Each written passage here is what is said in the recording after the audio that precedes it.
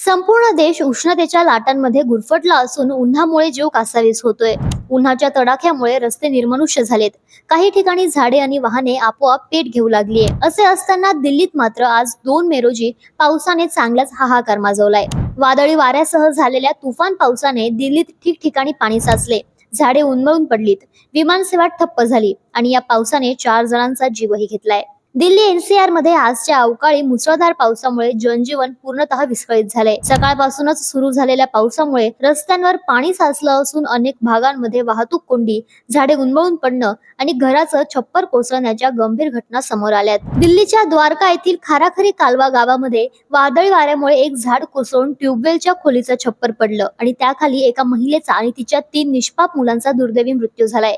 या अवकाळी पावसामुळे दिल्लीतील अनेक मुख्य भाग, मिंटो रोड, गुरुग्राम आणि दिल्ली विमानतळ परिसर पाण्याखाली गेले असून यामुळे मोठ्या प्रमाणात वाहतूक कोंडी निर्माण झालीये. या परिस्थितीचा थेट परिणाम विमान सेवांवर झाला असून अनेक उड्डाणे उशिराने सुरू होत आहे, तर काही विमाने जयपूर आणि अहमदाबादकडे वळवण्यात आली आहे.